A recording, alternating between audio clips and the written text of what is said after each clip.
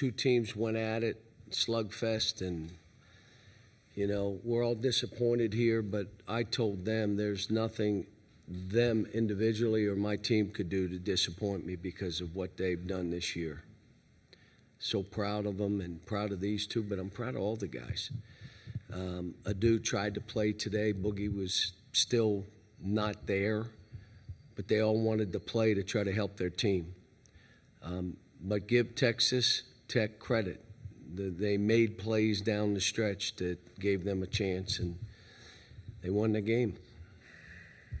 We'll open it up to questions for the players.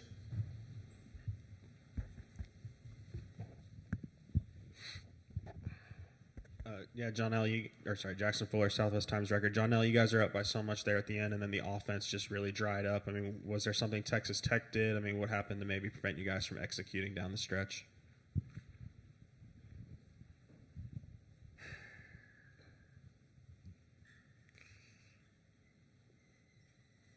You could repeat that again.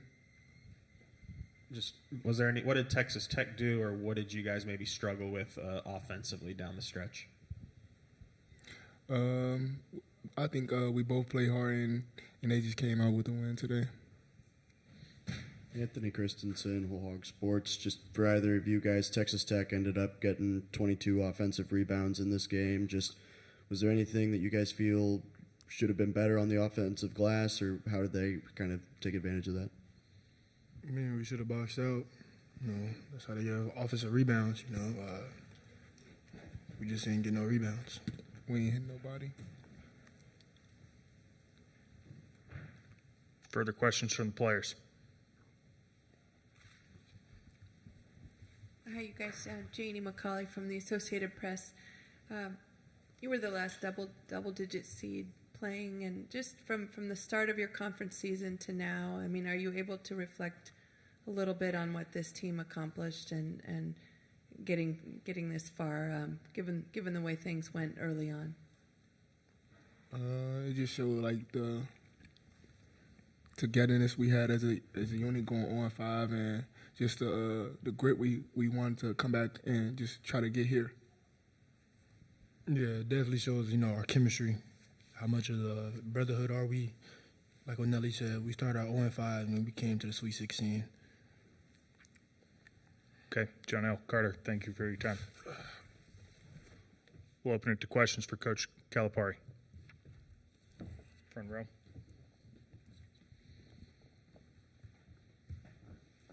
Yeah, you've talked a lot about how your first season at Arkansas is going to be a lot about building a foundation and building the culture. Just to have reached the Sweet 16 in year one, what do you think that says about the foundation and culture that you've kind of started to build? Well, I come back to a will to win. I mean, like today we gave up a lead, but we did that a bunch this year, up 15, and all of a sudden you turn around, it's a 2-point game. But they had a will to win.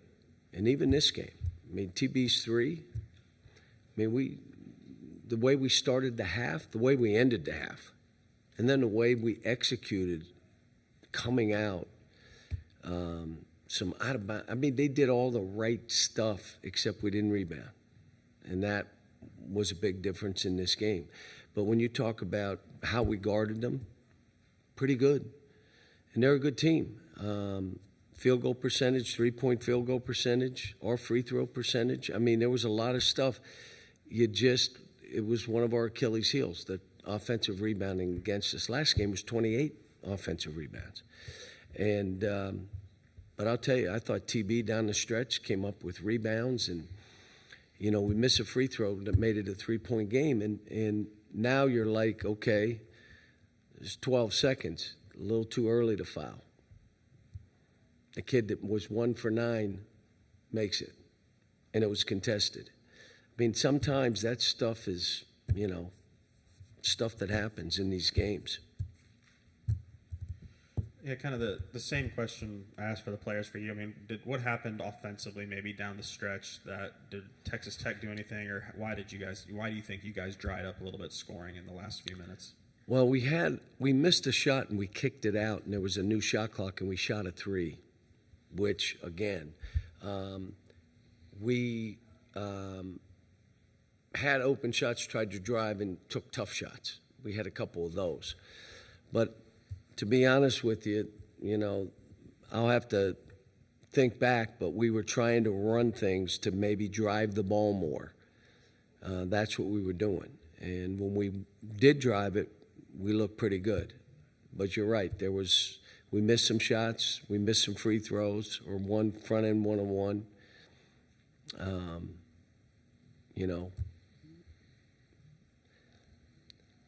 You just, like I said, I'm not in the frame of mind to go back play by play, but If I may go back one more thing, I mean, the last possession there in overtime, any consideration to calling a timeout there? yeah, but in my career, I let that go.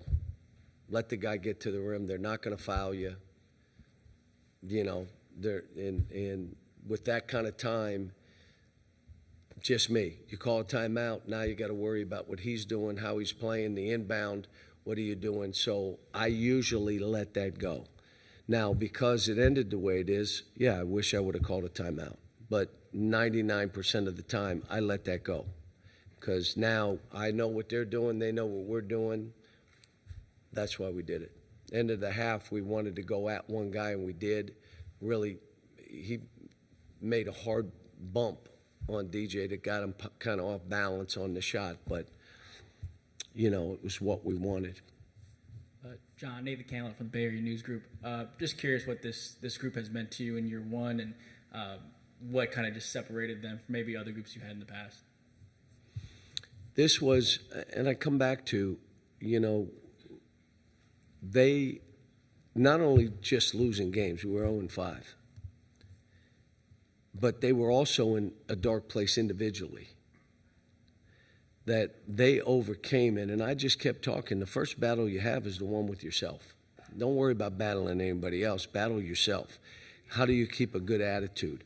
How do you understand there's only one way to do this is work your way through it? We get in the gym, spend more time. Second thing is you're so worried about yourself, you can't play for us. And then the game's really hard. They became one heartbeat. And the game became easier for each of them. And each of them did some good stuff. Every one of them played better, grew as a player, grew as a person. That's what made it so rewarding for me, because there was a chance they could have let go of the rope. I mean, I think I was asked that question, what do you will they let go of the rope? You're 0-5. And I said, no. I don't believe it because of who they are and what they stand for. And I'll say it again. Adu probably shouldn't even have tried to play today, and Boogie still wasn't fully there. But he wanted to play, which tells you a lot about them and their love for their teammates and their team. Good time for 2 questions left. Frank Farinas with the Arkansas Traveler. Coach, what legacy, what message do you think that this team leaves behind? Well, they wrote their own story. They didn't let somebody else write it. They wrote it. We started so bad, but we were beat up and injured, and we didn't talk about it. We just said, let's keep playing. Let's go. Next man up. And you think about what TB did with the minutes he got. Jonas coming back from injury and now all of a sudden doing what he did. What Billy Richmond did with his minutes. What Carter Knox did with more minutes. And the next man up, they took advantage of it.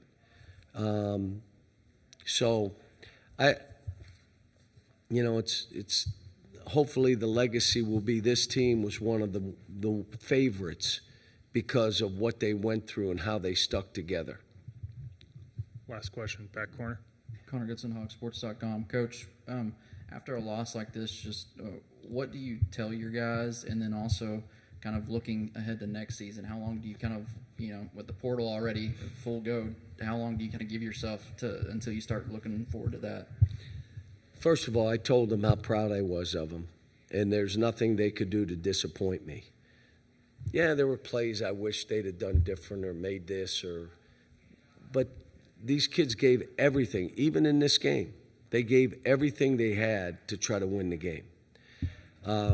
The other stuff, I need to sit down with these guys, but you really think tonight's the night or tomorrow morning's the?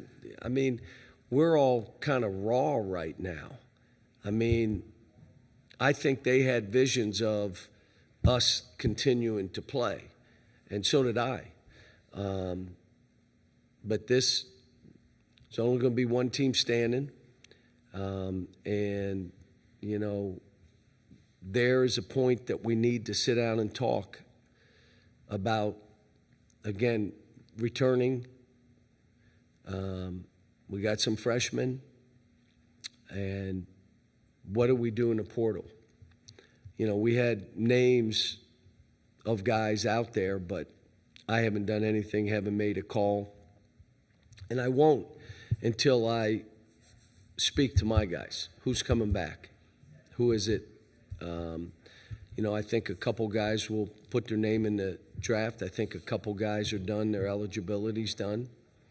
So you're talking 4 or 5 guys, and let me sit down with them and see what that is. But I'm going to say it again for everybody. For me, this was as rewarding a year, and I feel like crap right now. But this was as rewarding a year as I've had in all my years. Now, I've had teams that were better and finished better and national champions and all that stuff. This was a different reward.